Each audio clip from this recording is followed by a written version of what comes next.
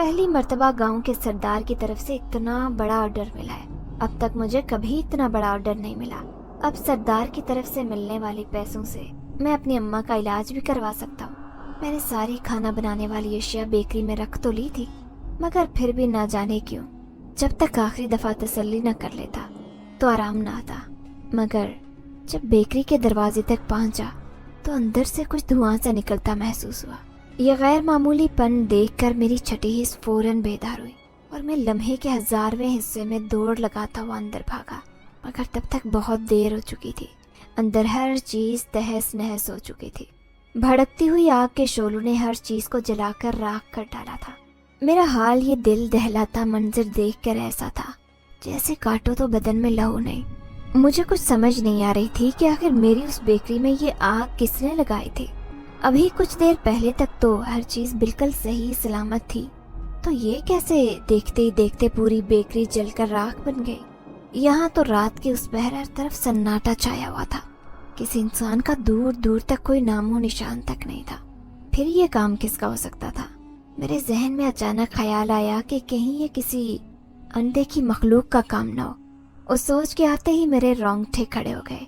एकदम से कुछ गिरने की आवाज पर मैंने मुड़कर देखा तो वो किसी का काला साया बाहर की तरफ बढ़ता दिखाई दिया।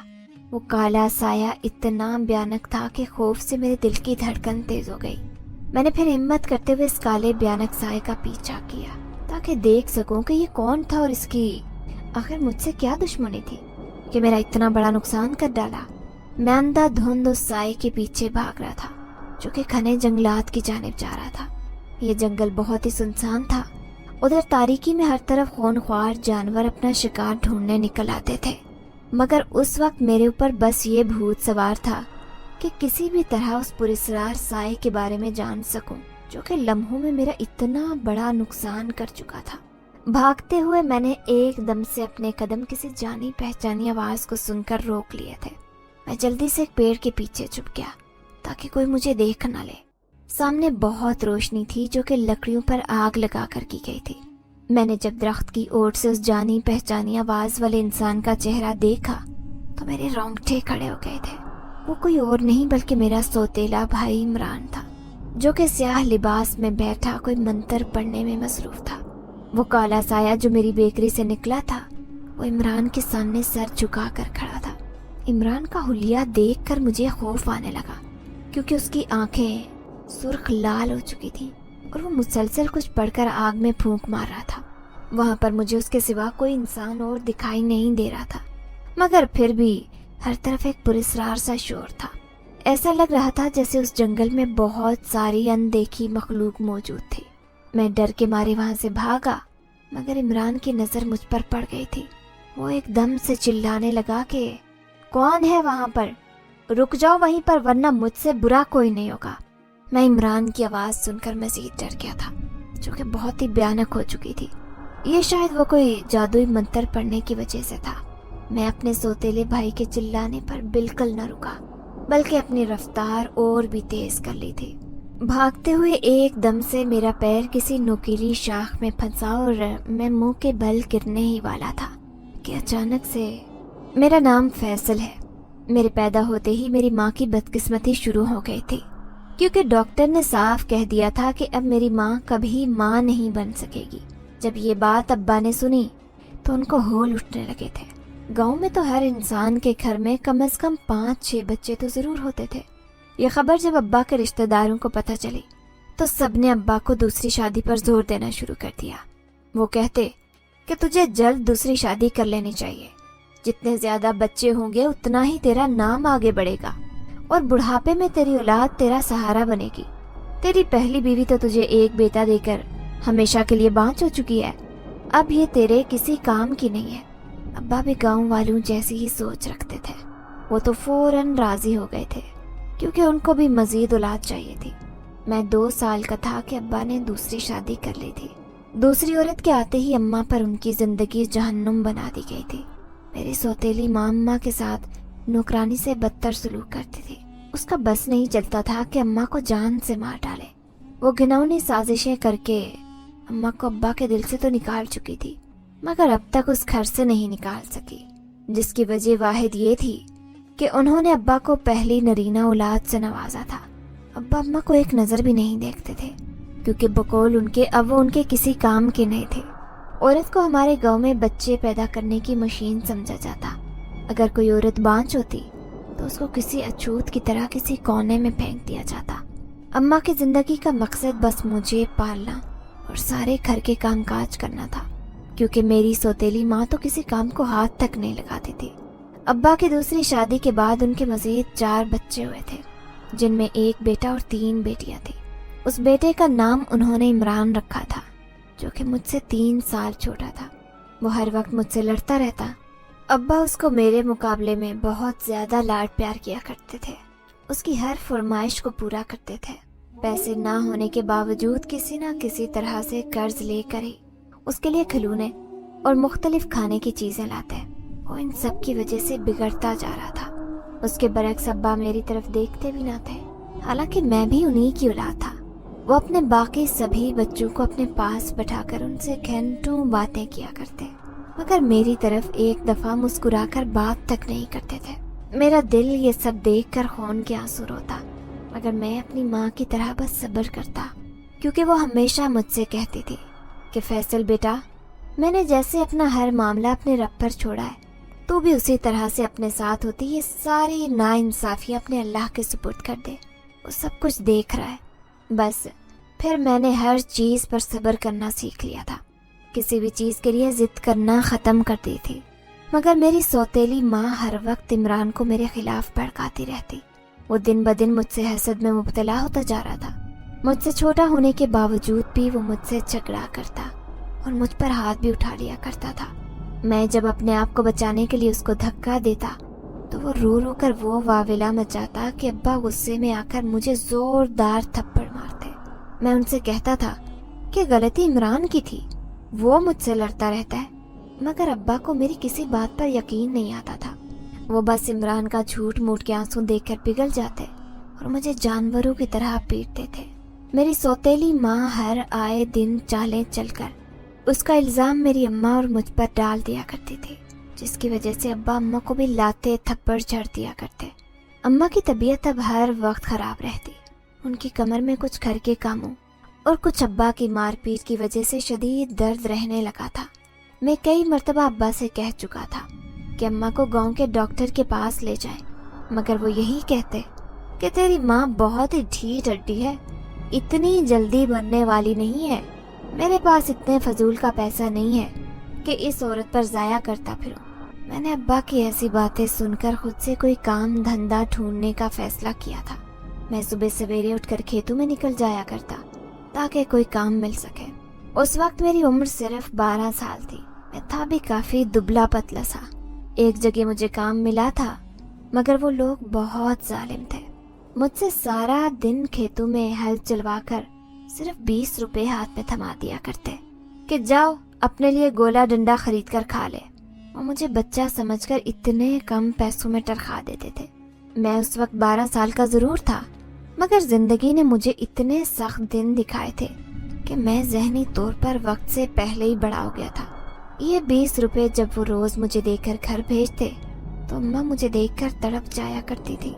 وہ یہی کہتی کہ فیصل بیٹا، یہ تو روز روز کھیتوں میں جا کر کام نہ کیا کر، میری زندگی میں بس اب ایک تو ہی ہے، اگر تجھے کچھ ہو گیا تو میں کہاں جاؤں گی؟ میرے بچے، میں وہ 20 روپے جمع کر کے ہفتے کی کچھ دوائی اماں کے لیے لاتا جس سے اماں کو کچھ آرام آ جاتا، مگر میری سوتیلی ماں ہر گزرتے دن کے ساتھ اس کوشش میں ہوتی تھی کہ کسی طرح مجھے اور اماں کو گھر سے نکلوا سکے۔ اب تو ابا بھی اکثر شدید تیش میں آ کر اماں کو گھر سے نکالنے کی دھمکی دیتے تھا۔ ایک دن رات کے وقت میں سویا ہوا تھا کہ رونے اور چلانے کی آوازوں سے میری آنکھ کھلی تھی۔ یہ آواز میری اماں کی تھی۔ میں فوراً سے اٹھ کر باہر بھاگا تو سامنے ابا میری ماں کو ڈنڈے سے مار رہے تھے۔ میں جلدی سے بھاگ کر اماں کے سامنے ڈھال بن کر بیٹھ گیا اور ابا سے پوچھا کہ آخر کیوں آپ میری ماں کو مار رہے ہیں؟ وہ کہنے لگے کہ تیری ماں اب اس گھر میں نہیں رہے گی، اس جیسی بد چلن عورت کو میں ایک دن بھی اپنے گھر میں نہیں رکھ سکتا، جو کہ رات کے اندھیرے میں اپنے عاشق کو گھر پر بلاتی ہے۔ میں اس کو ابھی اسی وقت طلاق دیتا ہوں۔ मैं फटी आंखों से ये दिल दहलाता मंजर देख रहा था। मेरी सौतेली माँ मकरूह अंदाज में मुस्कुरा रही थी। करीब ही एक अनजान आदमी खड़ा था जिसकी वजह से अम्मा पर इतना घिनौना इल्जाम लगाया गया था। मैं उसी वक्त समझ गया था कि ये सब मेरी सौतेली माँ की साजिश थी, अम्मा को घर से निकालने की। हम दोनों उसी रात वहाँ से निकल आए थे। अब हमारे रहने के लिए कोई जगह नहीं थी। मुझे कुछ समझ नहीं आई कि मैं अपनी बीमार माँ को लेकर कहाँ जाऊँ, और हर कोई उस वक्त अपने घरों में सोया हुआ था। चलते चलते हम लोग काफी आगे निकल आए थे। अचानक से हमें एक सुनसान जगह पर एक छोटा सा घर नजर आया। वो डरबे की तरह एक छोटा सा टूटा फूटा घर था। मैंने अम्मा से कहा, अम्मा क्या हम आज तक इधर रह सकते हैं? अम्मा में भी अब मजीद एक कदम चलने की हिम्मत नहीं थी। वो राजी हुई तो मैं उनको लेकर उस घर में आ गया था। मैंने अच्छे से हर तरफ देख लिया कि आया यहाँ पर पहले से कोई मौजूद नहीं था, और न ही वहाँ पर किसी ज़ेहरों का नामो निशान था। हम वहाँ घर में आए तो हर चीज़ बहुत ही नफासत से अपनी जगह पर पड़ी हुई थी। ज़मीन पर गद्दे बिछे हुए थे और साथ ही एक बाथरूम और किचन था। उस घर के ऊपर एक छत भी थी। एक दरवाज़ा था मगर उस पर एक बहुत बड़ा ताला लगा हुआ था। मैंने भी उसको खोलने की कोशिश नहीं की। ये घर जिसका था, अगर उसको पता चलता तो हमारे लिए मसला हो सकता था। हम रात को उधर आराम से लेट गए थे। अम्मा तो कुछ देर बाद सो गई मगर मुझे बिल्कुल भी नींद नहीं आई। ये सुनसान घर काले घने जंगल से कुछ फासले पर था, जिसकी वजह से जानवरों की आवाजें आ रही थी। मैंने आयतुल कुर्सी पढ़ी और सोने की कोशिश की, मगर एकदम दरवाजे पर धड़ाधड़ दस्तक होने लगी। मैं एक झटके से उठ बैठा। मैंने अम्मा की तरफ देखा तो वो सुकून से सो रही थी। मुझे हैरत हुई कि वो तो हमेशा हल्की सी आहट पर ही जाग जाया करती थी, और अब ऐसे सो रही हैं जैसे उन्होंने सुना ही ना हो। मैं डर से कांपता हुआ उठा और दरवाजा खोलने गया, क्योंकि मुझे भी यही लग रहा था कि जरूर इस घर का मालिक होगा। मगर जब दरवाजा खोलकर देखा तो वहाँ पर कोई भी मौजूद नहीं था। मैं इधर उधर देखने लगा कि अगर कोई नहीं था तो ये दस्तक किसने दी थी। फैसल बेटा, ये तू आधी रात को बाहर क्यों खड़ा है? जल्दी से अंदर आ जा। अम्मा की आवाज सुनकर मैं जल्दी से अंदर आया और उनको सारा वाकया बताया, मगर वो यही कहने लगी कि जरूर मेरा वहम होगा। उनको ऐसी कोई आवाज नहीं आई थी। मैं भी फिर अम्मा के पास सोने के लिए लेट गया। इसी तरह रात की किसी पहर मेरी आंख लग गई थी। अगले दिन जागा तो अम्मा को उसी घर में रहने का कहकर बाहर कोई काम तलाश करने निकला था, क्योंकि ऐसे तो गुजारा करना नामुमकिन था। हमें जिंदा रहने के लिए खुराक की जरूरत थी। पहले अब्बा के घर में रूखी सूखी सही रोटी मिल जाया करती थी, मगर अब सब कुछ मुझे ही करना था। मैं अपने खुद का कोई काम शुरू करने का सोच चुका था, क्योंकि खेतों में काम करने से हमारे घर का चूल्हा नहीं जल सकता था। सारा दिन मारा मारा फिरने के बाद भी जब कोई काम न मिला तो मैं अम्मा के पास आ गया। बेटा, तू ऐसा करके मेरी ये सोने की चेन बेचकर कोई दुकान डाल ले, इससे हमारा कुछ न कुछ गुजारा हो जाएगा। मैं पहले तो ना माना, क्योंकि ये चेन अम्मा ने अपनी सारी जिंदगी की जमा पूंजी इकट्ठी करके खरीदी थी। मगर जब उन्होंने अपनी कसम दी तो मैं मजबूरन उसको बेच कर आ गया था। उसके पैसों से मैंने गांव में किराए की दुकान खरीद कर वहाँ से छोटी सी बेकरी खोल ली थी। ये बेकरी बहुत ही छोटी थी, इसी वजह से ज्यादा लोग यहाँ पर नहीं आते थे, मगर फिर भी इतनी कमाई हो जाती कि मैं और अम्मा दिन में एक वक्त का खाना पेट भर कर खा लेते। मैं हर दिन खूब मेहनत करता कि किसी तरह अपने कारोबार को परवान चढ़ा सकूं, मगर अभी इतना पैसा नहीं था। चंद हजार जो सोने की चैन से मिले थे वो बेकरी का सामान लेने में चले गए थे। मेरे अब्बा का घर उस बेकरी से करीब था। इमरान को जब मेरी उस बेकरी के बारे में पता लगा तो वो हसरत की आग में जलने लगा था। हर रोज किसी न किसी बहाने मेरी दुकान पर पत्थर फेंकने लगा था। अपने घर का सारा कचरा बेकरी के सामने लाकर ढेर कर दिया करता, जिसकी वजह से सारी गंदगी हो जाती। लोग ये गंदगी देखकर बेकरी पर नहीं आते थे। मैं बहुत परेशान हो चुका था। कई मर्तबा इमरान से बोल भी चुका था कि वो अपनी हरकतों से बाज आ जाए, मगर वो उल्टा मुझ पर चढ़ दौड़ता कि क्या कर लेगा तू अगर मैं ये काम ना छोड़ूं तो।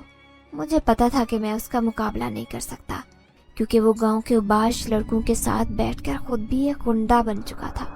उसमें काफी ताकत थी, जबकि मैं बहुत ही कमजोर था। अम्मा मुझे कहती कि फैसल, तू उससे मुंह मारी ना किया कर, मगर मैं उसकी हरकतों से आजिज आ चुका था, क्योंकि जो थोड़ी बहुत कमाई उस बेकरी की वजह से हो जाती थी वो भी रुक चुकी थी। हमारे हालात फिर से फाकूं तक आ गए थे। अम्मा मजबूर होकर गांव के सरदार के घर चली गई ताकि वहां पर सफाई सुथराई का काम देख सके। मैंने बहुत रोका था मगर उन्होंने मेरी एक नहीं सुनी। वहां पर उनको काम वाली की जरूरत थी, इसलिए उन्होंने अम्मा को काम पर रख लिया था। मैं बेकरी की वजह से उनकी मदद भी नहीं कर सकता था। जिंदगी इसी तरह गुजरने लगी। मैं तो अब अपनी बेकरी पर काम बंद करके कोई दूसरी मुलाजमत ढूंढने का सोच चुका था, मगर फिर अम्मा की चेन का ख्याल आया, जिसको बेचकर मैंने ये कारोबार शुरू किया था। एक रात में उसी तरह बेकरी बंद करके घर लौट रहा था कि किसी औरत को घर में दाखिल होते हुए देखा। अंधेरा होने की वजह से मैं यही समझा था कि अम्मा होंगी, मगर जब अंदर दाखिल हुआ तो घर में कोई मौजूद नहीं था। मैं पूरा घर छान चुका था। आखिर अम्मा अब तक वापस क्यों नहीं आई थी? कहीं उनकी तबीयत न खराब हो गई हो? मगर अभी तो मैंने एक औरत को अंदर आते देखा था, फिर वो अचानक से कहाँ गायब हो गई थी। मुझे बहुत खौफ आने लगा था कि ये सब क्या हो रहा था। मैं जल्दी से सरदार के घर की तरफ रवाना हुआ ताकि अम्मा का पता लगा सकूं, मगर वहां पर पहुंचकर उन्होंने मुझे कहा कि अम्मा तो शाम होते ही वहां से निकल गई थी। मैं बहुत खौफजदा हो गया था कि अम्मा को कहाँ से ढूंढूंगा। हर जगह अम्मा को तलाश कर लिया था, मगर वो मिल ही नहीं रही थी। थक हार के बाद एक सुनसान रास्ते के फुटपाथ पर बैठ गया था। कुछ ही देर के बाद मुझे अपने पीछे एक आहट महसूस हुई, तो मैंने मुड़कर देखा। सामने एक लड़की खड़ी थी। वो लड़की शक्ल से कोई हूर परी लग रही थी। उसके लंबे सुनहरी बाल घुटनों तक लंबे थे, जबकि आंखें उसकी बिल्कुल स्याह थी। मैं एक पल को तो मबहूत होकर उसको देखे गया, क्योंकि आज से पहले मैंने कभी इतनी खूबसूरत लड़की नहीं देखी थी। मेरी अम्मा भी एक मामूली नकोश रखने वाली औरत थी, बल्कि हमारे गांव में ऐसी लड़की नहीं थी। ये मुझे उस दुनिया की नहीं लगती थी। जब उसने मुझसे पूछा कि क्या तुम अपनी माँ को ढूंढ रहे हो, तो मैं हैरान हो गया कि उसको कैसे पता चला, मगर फिर सर झटक कर इस बात में सर हिलाया। वो कहने लगी कि मैंने उसको इस जंगल की तरफ जाते देखा है। कोई लड़का था जो उनको घसीट कर जंगल में लेकर जा रहा था। इतना सुनना था कि मैं अंधाधुंध जंगल की तरफ दौड़ा, मगर जब याद आया कि मुझे तो इस जंगल का रास्ता भी मालूम नहीं था, इसीलिए मुड़ा ताकि उससे पूछ सकूं कि आखिर उसने अम्मा को किस समझ जाते देखा था। मगर वो लड़की वहां से गायब थी। मुझे ये सब काफी पुरस्कार लगा था। उसके बाद मैं अल्लाह का नाम लेकर जंगल में चला गया। कुछ आगे जाकर मुझे अम्मा के चिल्लाने की आवाज आई, जो कि पुकार रही थी, फैसल मुझे बचा लो। मैं जब दौड़ता हुआ वहां गया तो अम्मा जमीन पर लेटी हुई करा रही थी। उनके बाजू घसीटे जाने की वजह से जख्मी हो चुके थे और खून बहना शुरू हो गया था। मैंने अम्मा से पूछा कि आपका ये हाल किसने किया, तो वो रोते हुए कहने लगी कि जब मैं सरदार के घर से वापस आ रही थी तो इमरान मेरे पास आया था और मुझे धमकाने लगा कि फैसल को समझा दे कि ये बेकरी बंद करके इस गांव से चला जाए, वरना वो मेरा जीना हराम कर डालेगा। मैंने उसको जब इनकार किया तो वो मुझे सजा के तौर पर घसीट कर इस वीरान जंगल में लेकर आया, क्योंकि उसको अच्छे से पता था कि यहाँ पर इंसान बहुत कम आते थे। ये जंगल पुरस्कार मखलूक की वजह से मशहूर था। बहुत से लोगों ने यहाँ के बारे में सच्ची कहानियाँ सुन रखी थी कि उधर से अजीबोगरीब खौफनाक आवाजें आती हैं। यहाँ अगर रात के वक्त इंसान जाएं तो जिन्नात वगैरह उनको अपने कब्जे में कर लेते हैं, फिर वो उधर से कभी आज़ाद नहीं हो सकते। इमरान अम्मा को हमेशा के लिए मुझसे दूर करने के लिए यहाँ लाया था, मगर उस पुरस्कार लड़की ने मेरी बहुत बड़ी मदद की थी, जो मुझे अम्मा के बारे में बता दिया था। मैं अम्मा को लेकर आराम से घर आ गया था। मैं सारा रास्ता उसी लड़की की तलाश में इधर उधर भी देख रहा था, मगर वो कहीं नहीं दिखी थी।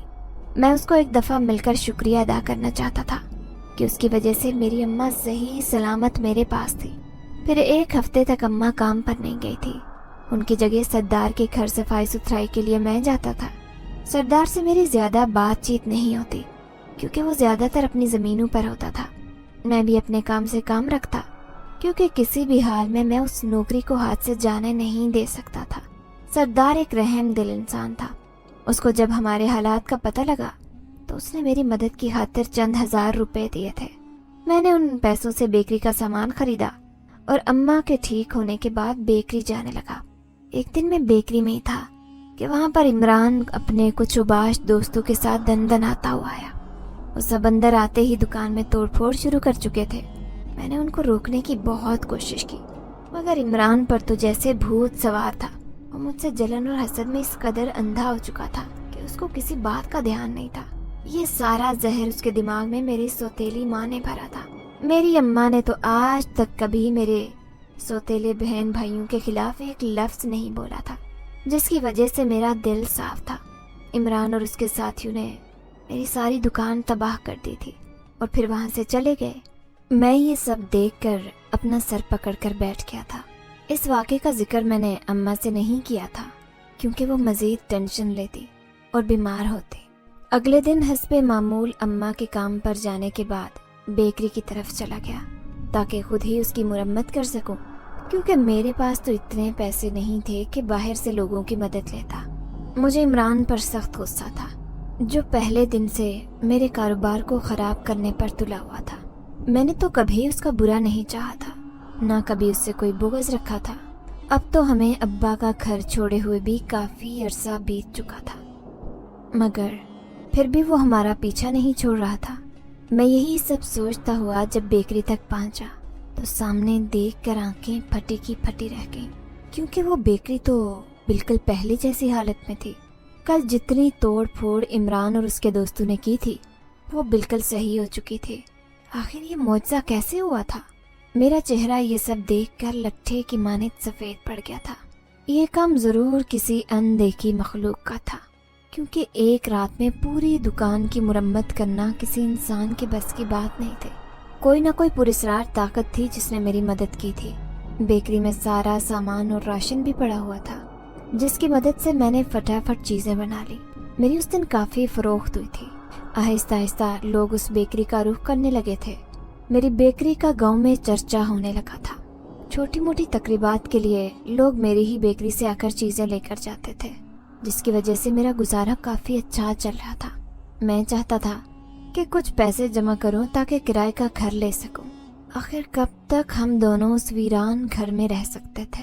अगर किसी दिन उसका मालिक यहाँ आ गया और हमें मुफ्त में उधर रहते हुए पकड़ लिया तो लेने के देने पड़ सकते थे।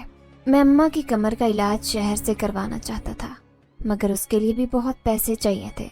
ये सब सोचें मुझे रात को सोने नहीं देती थी। ऊपर से आजकल हर रोज़ रात के वक्त कुछ खौफनाक सी आवाज़ें आती थी, जो कि सिर्फ मुझे ही सुनाई देती थी। कभी किसी लड़की के चिल्लाने की पुकार होती कि मुझे यहाँ से निकालो। मैं हर जगह जान चुका था, मगर कोई लड़की दिखाई न देती थी। न जाने कौन थी जो मुसीबत में मुझे पुकार रही थी। शायद उसको किसी ने कैद कर रखा था और वो उस कैद से आज़ाद होना चाहती थी। अब तो बहुत दिन से इमरान ने कोई शरारत भी नहीं की थी। उसको मैंने बहुत अरसे से गांव में भी फिरते हुए नहीं देखा था। मैं शुक्र कर रहा था कि उसकी गैर मौजूदगी में मेरा काम काफ़ी अच्छा चल रहा था और बेकरी का नाम पूरे गांव में लिया जाने लगा था। सब लोग मेरे हाथ की बनाई हुई चीज़ों पर बहुत एतबार करने लगे थे। कुछ दिन से मैं बहुत मसरूफ़ रहने लगा था, क्योंकि सरदार के घर उसके बेटे की शादी थी और उसने तकरीब के लिए मुझे बहुत बड़ा ऑर्डर दिया था। पूरे 100 लोगों के लिए मुझे खाने का सामान तैयार करके देना था। मेरे तो पैर ही ज़मीन पर नहीं टिक रहे थे। सरदार ने उसके बदले एक बहुत बड़ी रकम देने का कहा था। उस रकम से अम्मा का इलाज भी हो सकता था और मैं किराए का घर भी ले सकता था। ये खबर सारे गांव में फैल गई थी कि सरदार ने अपने घर की तकरीब के लिए मेरी बेकरी की दुकान का ऑर्डर दिया था। मैं रात देर तक तैयारियों में लगा रहा था ताकि किसी चीज़ की कोई कमी ना हो और सब सामान वक्त पर सरदार को पहुंचा सकूं। अम्मा भी मेरी दिन ब दिन बढ़ती तरक्की पर बहुत खुश थी। वो मुझे हर वक्त दुआएं देती रहती कि रब मुझे हासिदों की नज़र से महफूज रखे। मैं बस यही दुआ कर रहा था कि ये ऑर्डर पूरा होने से पहले इमरान यहाँ ना आ जाए, क्योंकि पिछले 1 महीने से उसको मैंने नहीं देखा था। आखिरकार वो दिन आ गया था जब मैंने सारा काम मुकम्मल कर लिया था। अगले दिन मैंने सुबह तकरीब से पहले सारा सामान सरदार के घर पहुंचाना था। मैं रात को एक दफ़ा तसल्ली करके बेकरी गया, मगर उधर भड़कती हुई आग को देखकर मेरे रोंगटे खड़े हो गए थे। मैं उस बेकरी से निकलते काले साए का पीछा करते जब जंगल पहुंचा तो वहाँ पर जो इंकशाफ हुआ उससे मेरी रूह तक लरस उठी कि मेरा सौतेला भाई भी इमरान उस खौफनाक जंगल में बैठकर काला जादू कर रहा था। उसने इस काम के लिए काली ताकतों को अपने वश में कर रखा था। उसके इर्द गिर्द बहुत सारे काले भयानक साए खड़े थे जो कि उसके हुक्म के गुलाम थे। मुझे यकीन ही नहीं आ रहा था कि इमरान इस हद तक गिर चुका था कि अपना ईमान भी बेच डाला। मैं ये सब देखकर थर थर कांपने लगा था। वो मुसलसल कोई जादुई मंत्र पढ़ता जा रहा था। मैं मजीद ये सब ना देख सका तो उल्टे पैर वापस दौड़ लगा दी, क्योंकि उस काले जादू और पुरस्कार ताकतों की वजह से मेरी बेकरी तो जलकर राख हो चुकी थी। अब मैं अपनी और अपनी माँ की जिंदगी को खतरे में नहीं डाल सकता था। मैंने सोच लिया था कि इस गांव को छोड़कर चला जाऊंगा। घर में आकर भी मैंने अम्मा और अपना सारा सामान एक बैग में डाला। सुबह होते ही अम्मा को लेकर यहाँ से दूर जाना चाहता था। मैं सोने के लिए लेट गया था। कुछ देर बाद मेरी आंख लग गई और मैं नींद की वादियों में खोता चला गया। मैं सीढ़ियों से चढ़ता हुआ ऊपर जा रहा था। हर तरफ खून के छींटे गिरे हुए थे। हर तरफ इतना बहुत खून देखकर मेरे माथे पर पसीने के कतरे नमूदार हो गए थे। ऊपर से किसी की नस्वानी चीखों की आवाजें भी आ रही थी। मैंने देखा तो सामने वो दरवाजा खुला हुआ था जिस पर हर वक्त ताला लगा होता था। मैं डरते डरते ऊपर पहुंचा तो मेरी सौतेली माँ और इमरान बैठे कोई चिल्ला काट रहे थे। उन दोनों के स्याह लिबास एक जैसे थे। वो अपनी भयानक आवाजों में कोई मंत्र पढ़ते जा रहे थे, जबकि साथ एक खंबे के साथ उस लड़की को बांध रखा था जिसने मेरी मदद की थी और अम्मा का पता बताया था। वो लड़की मदद के लिए चिल्ला रही थी, मगर वो दोनों अपने कान बंद किए कुछ पढ़ने में लगे थे। इमरान और उसकी माँ दोनों ही उस जादू टूने में लगे हुए थे। वो सारा खून जो हर तरफ फैला हुआ था वो उस लड़की का ही था। उन दोनों ने उसको मार मार कर जख्मी कर रखा था। अचानक से इमरान की माँ ने आंखें खोलकर उस लड़की को कहा, बस आज की रात तो जितना चिल्ला सकती है चिल्ला ले। कल 14वीं की रात है। उस रात को हम तेरी बलि चढ़ाकर शैतान को पेश कर देंगे, जिसके बाद तेरी सारी पुरस्कार ताकतें हमें मिल जाएंगी और हम इसे हर जगह राज करेंगे। हा हा हा। फिर वो दोनों मकरूह अंदाज में कहके लगाने लगे थे। उन दोनों की बातों से मुझे अंदाजा हो गया था कि वो कोई आम लड़की नहीं थी, बल्कि उसके पास कुछ ऐसी ताकतें थी जिनको हासिल करने के लिए वो काले साए और जादू की मदद ले रहे थे। मैंने उस लड़की की स्याह आंखें देखी तो समझ गया कि जरूर इस पर उन्होंने जादू कर रखा था। इसी वजह से वो अपनी जगह से हिल भी नहीं सकती थी। मैं आगे चलकर उस लड़की को उन दरिंदा सिफत लोगों से बचाना चाहता था, मगर उन्होंने हर तरफ एक जादुई हिसार बनाया हुआ था, जिसकी वजह से वहां कदम रखते ही मुझे एक जोर का झटका लगा और मैं धड़म से नीचे गिरा। गिरने की वजह से मेरे मुंह से जोरदार चीख निकली, जिसे सुनकर इमरान और उसकी माँ मेरे पीछे आने लगे थे। मैं अपनी जान बचाने के लिए वहां से भागा और जंगल में दाखिल हो गया। भागते हुए जब उन लोगों की आहट महसूस होना बंद हुई तो मैं एक पेड़ से टेक लगाकर बैठ गया और गहरे सांस लेने लगा। खौफ की वजह से मेरा पूरा जिस्म सूखे पत्ते की मानद लरज रहा था। मुझे इमरान की आवाज आ रही थी। वो अपनी सफाक माँ से कह रहा था कि ये फैसल यहीं कहीं छुपा होगा। आज मैं उसको हमेशा के लिए खत्म कर दूंगा ताकि उसका किस्सा ही खत्म हो जाए। अभी मैं उनकी बात सुन ही रहा था कि मुझे अपने कंधे पर किसी का लम्स महसूस हुआ। मैं जल्दी से मुड़ा तो वहाँ कोई बूढ़ा सा आदमी खड़ा था। उसका हुलिया किसी दरवेश की तरह का था। वो मुझे खामोश रहने का इशारा करते अपने पीछे आने को कहने लगा। उस वक्त मेरे पास और कोई चारा नहीं था अपनी जान बचाने के अलावा, इसलिए जल्दी से उसके साथ चलने लगा। वो दरवेश आदमी मुझे एक झुग्गी में ले आया था जो किसी गार नुमा जगह पर बनी हुई थी। मैंने उससे पूछा, क्या आप इमरान को जानते हैं? तो वो कहने लगा कि काफी अरसे से ये आदमी इस जंगल में आता है और उधर काली ताकतों को इस्तेमाल करके जादू टूने करता है। ये बहुत ही खतरनाक बंदा है। आजकल इसने एक बहुत ही खूबसूरत जिन्नजादी को अपनी कैद में कर रखा है, जो कि जिन्नात के कबीले की शहजादी है। उस जिन्नजादी के पास बहुत सारी पुरस्कार ताकतें हैं जो कि उस इमरान जादूगर ने अपनी कैद में कर रखी है। वो चाहता है कि उस शहजादी को मार कर उसकी ताकतें खुद हासिल कर ले। ये भयानक अमल वो दोनों माँ बेटे चांद की 14वीं रात को करने वाले हैं, क्योंकि उस दिन जिन्नजादी की ताकत कम हो जाएगी। میں نے اس درویش سے پوچھا کہ کوئی ایسا راستہ نہیں ہے جس سے جن زادی کی وہ طاقتیں دوبارہ اس کو مل سکیں؟ وہ کہنے لگا کہ اگر 14ویں رات سے پہلے اس جن زادی کی کسی انسان سے شادی ہوگی تو وہ پھر سے ویسے ہی طاقتور ہو جائے گی۔ میں سوچ میں پڑ گیا کہ اب یہ کیسے ممکن ہو سکتا ہے، مگر جو بھی تھا مجھے اس لڑکی کی مدد ہر صورت کرنی تھی، کیونکہ اس کا مجھ پر بہت بڑا احسان تھا، میری ماں کی جان بچا کر۔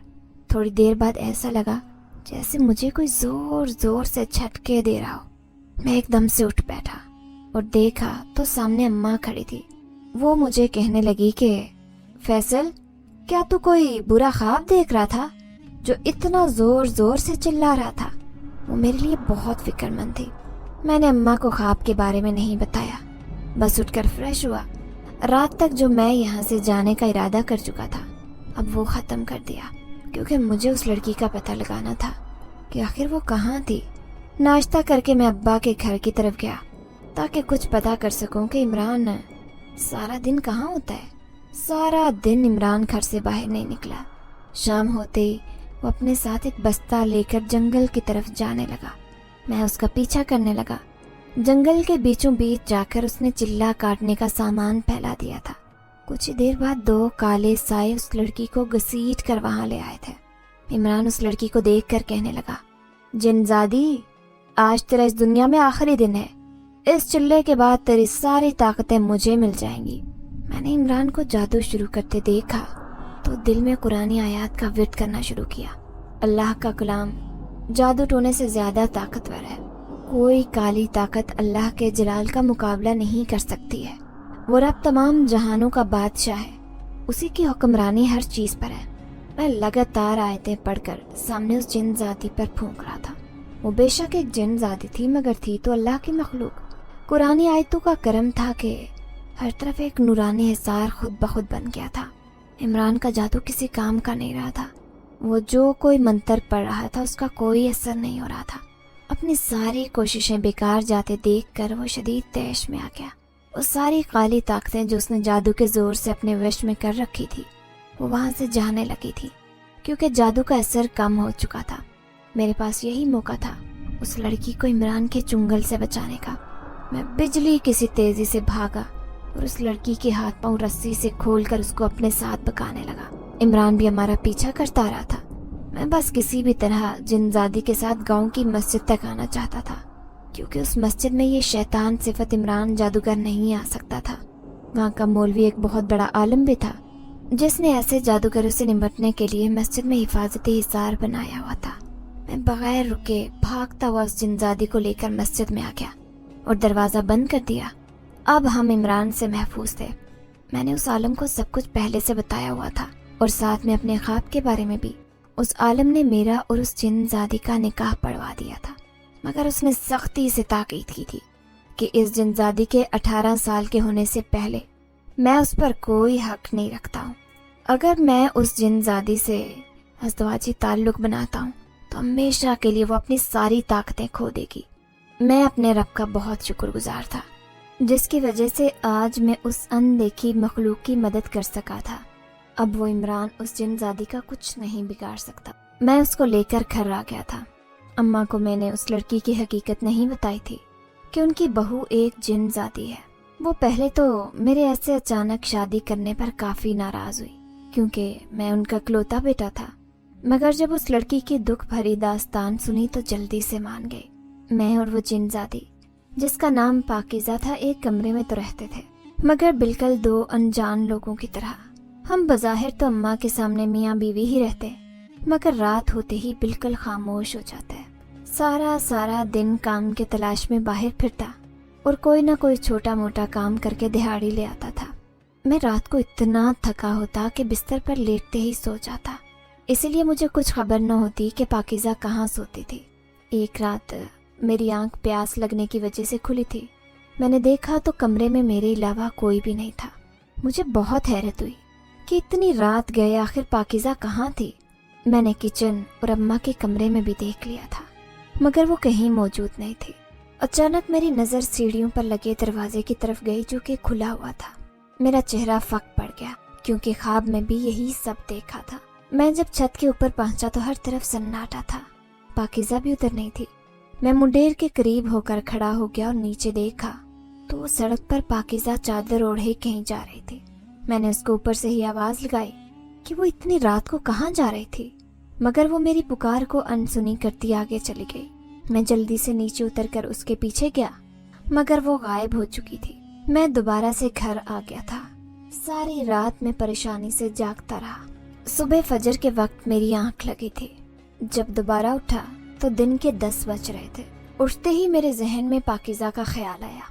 باہر آیا تو پاکیزہ کو اماں کے ساتھ باتیں کرتا دیکھ کر حیران رہ گیا۔ وہ دونوں آپس میں ہنسی مذاق کر رہی تھی۔ میں نے جب پاکیزہ سے پوچھا کہ رات تم کہاں گئی تھی، تو پاکیزہ کی بجائے اماں نے جواب دیا کہ رات کو ان کے سر میں درد تھا، جس کی وجہ سے وہ ان کے ساتھ سوئی تھی۔ اماں کی بات سنی تو میری حیرت کی انتہا نہ رہی، کیونکہ میں خود دیکھ چکا تھا رات کو اماں اپنے کمرے میں سکون سے اکیلی سوئی ہوئی تھی، پاکیزہ وہاں نہیں تھی۔ پھر یہ سب کچھ روزانہ ہونے لگا۔ مجھے کچھ سمجھ نہیں آ رہا تھا کہ کیسے پتہ لگاؤں۔ ایک مرتبہ تو رات کے وقت میں نے پاکیزہ کو جنگل میں جاتے دیکھا، مگر وہ اچانک سے ایسے غائب ہوتی کہ وہاں موجود ہی نہ ہو۔ اس کی حرکتیں کافی پراسرار ہو گئی تھی۔ میرے پوچھنے پر بس وہ اتنا کہتی کہ وہ اپنے کچھ ادھورے کام پورے کر رہی ہے۔ میں اس کے لیے پریشان رہتا تھا، کیونکہ اس کی جان بہت مشکلوں سے بچائی تھی۔ اب اگر پھر سے وہ اس جادوگر کی قید میں چلی جاتی تو اس کو بچانا مشکل تھا، مگر وہ میری اس بات کو ایک کان سے سن کر دوسرے کان سے نکال دیا کرتی۔ ایک دن میری آنکھ کسی آہٹ پر کھلی تو دیکھا کہ پاکیزہ اپنے ہاتھ پر پٹی باندھ رہے تھے۔ میں نے اس سے پوچھا کہ یہ کیسے ہوا، تو وہ کہنے لگی کہ کچن میں کام کرتے وقت چوٹ آ گئی تھی، مگر وہ ایک جن زادی تھی۔ اگر اس کو کوئی چوٹ آتی تھی تو وہ اتنی آسانی سے ٹھیک نہیں ہو سکتی تھی۔ اس کا وہ زخم بڑھتا ہی جا رہا تھا۔ میں نے اس کی مدد کے لیے مسجد کے عالم سے بات کی۔ اس نے مجھے ایک دم کیا ہوا پانی دیا اور اسے پاکیزہ کو پلانے کا کہا، مگر جب اس عالم نے کہا کہ اپنی بیوی کو اس جادوگر سے دور رکھو تو میں بہت پریشان ہو گیا۔ میں نے وہ پانی پاکیزہ کو پلا دیا تھا، جس کے بعد اس کا زخم ٹھیک ہو چکا تھا۔ میں سمجھ گیا تھا کہ یہ چوٹ اس کو عمران کی وجہ سے آئی ہوگی۔ میں نے ٹھان لیا کہ اب پاکیزہ کا پیچھا کروں گا تاکہ اس کو عمران سے بچا سکوں۔ ابھی وہ 18 سال کی نہیں ہوئی تھی اور نا سمجھ تھے۔ مجھے ہی اس کی حفاظت کرنے دی، کیونکہ وہ میرے نکاح میں تھی۔ رات کے وقت حسب معمول جب سب سو گئے تو وہ اٹھی اور چادر لے کر باہر نکل گئی۔ میں بھی اس کے پیچھے گیا۔ وہ جنگل کی طرف جا رہی تھی۔ پاکیزہ نے چپل نہیں پہنے تھے اور جھاڑیوں کی وجہ سے اس کے پیر زخمی ہو رہے تھے۔ میں اس کو روکنے کے لیے تیز آواز میں پکارنے لگا، مگر اس نے اپنے کان بند کیے ہوئے تھے۔ اس وقت وہ انتقام کی آگ میں جل رہی تھی۔ اس عالم کے مطابق وہ اپنے ماں باپ کے قتل کا بدلہ عمران سے لینا چاہتی تھی، کیونکہ ان کی جان بھی اسی نے لی تھی، مگر ابھی وہ چھوٹی اور کمزور تھی۔ جذبات میں آ کر اگر وہ اس عمران کے جال میں پھنس جاتی تو اس کو جادوئی دلدل سے کوئی نہیں نکال سکتا تھا۔ کچھ آگے آ گیا تو سامنے ہی یہ عمران کسی گھٹیا عمل میں مصروف تھا۔ اس کے ساتھ اس کی مکار ماں بھی بیٹھی تھی۔ وہ دونوں بہت خطرناک لگ رہے تھے۔ پاکیزہ کے ہاتھ میں ایک بہت بڑا چاقو تھا، جس کو وہ پکڑ کر ان کے پیچھے پیچھے جا رہے تھے۔ میں یہ سب دیکھ کر کلام پڑھنا شروع ہو چکا تھا، جو کہ اس عالم نے مجھے بتایا تھا۔ اس کلام کی طاقت سے ان کے سامنے لگی آگ بجھ گئی تھی اور اچانک ایک تیز طوفان آ گیا تھا۔ کالے سیاہ بادل ہر طرف پھیل گئے تھے۔ اچانک سے زوردار آواز کے ساتھ بجلی کڑکی اور وہ عمران کے اوپر گری تھی۔ یہ منظر اتنا دل دہلا دینے والا تھا کہ میں خوف سے کانپ اٹھا۔ پاکیزہ کی آنکھیں یہ دیکھ کر سنہری رنگ کی ہو گئی تھی۔ عمران بجلی گرنے کی وجہ سے جل کر خاک ہو گیا تھا۔ ہر طرف آگ کے شعلے بھڑکنے لگے۔ عمران کی ماں نے جب اپنی آنکھوں کے سامنے بیٹے کو آگ میں جلتے دیکھا تو وہ پاگلوں کی طرح چلانے لگی۔ وہ یہ صدمہ برداشت نہ کرتے ہوئے بالکل نفسیاتی ہو چکی تھی۔ وہ اپنے بیٹے کی راکھ کے پاس بیٹھ کر بہکی بہکی باتیں کرنے لگ گئی تھی۔ یہ منظر دیکھ کر مجھے قدرت کا انصاف نظر آیا۔ اس عورت نے میری اماں کا گھر برباد کر کے اس کو گھر سے نکال دیا تھا اور مجھے باپ کے زندہ ہوتے ہوئے بھی یتیموں جیسے زندگی گزارنے پر مجبور کر دیا تھا۔ آج اللہ کی لاٹھی ایسی چلی تھی کہ وہ اپنے بیٹے کی لاش کو جلتے ہوئے دیکھ رہی تھی، مگر کچھ کر نہیں سکی تھی۔ اس کی حالت قابل رحم تھی، مگر مجھے اس پر ذرا ترس نہیں آیا۔ ایسے لوگ اپنا ایمان بیچ چکے ہوتے ہیں، پھر ان جیسے لوگوں کا ختم ہو جانا ہی ٹھیک ہوتا ہے۔ اس طرح عمران کے ختم ہوتے ہی پاکیزہ کا انتقام بھی پورا ہو چکا تھا، جس نے اس معصوم جن زادی کے والدین کو زندہ جلا ڈالا تھا۔ میں اپنے رب کا جتنا شکر ادا کرتا اتنا کم تھا، جس نے میری ساری مشکلات حل کر ڈالی تھی اور مجھے خوبصورت ساتھی سے بھی نوازا تھا۔ پاکیزہ بھلے سے ہی ایک جن زادی تھی، مگر میں اس کے ساتھ ایک خوشگوار ازدواجی زندگی گزار رہا تھا۔ اماں کو آج تک یہ نہیں پتہ چلا تھا کہ پاکیزہ ایک جن زادی تھی۔ میں نے پاکیزہ کی مدد سے اپنی بیکری کا کام پھر سے شروع کر دیا تھا، جو کہ پھر سے اسی طرح چلنے لگی۔ میری اماں کی کمر درد کا علاج بھی ہو رہا تھا، اب وہ پہلے سے بہت بہتر ہو چکی تھی۔ کچھ عرصے بعد پاکیزہ نے ایک بہت پیارے بیٹے کو جنم دیا تھا۔ ایک جن زادی اور انسان کا بیٹا ہونے کی وجہ سے اس میں بھی بہت ساری پراسرار طاقتیں موجود تھیں۔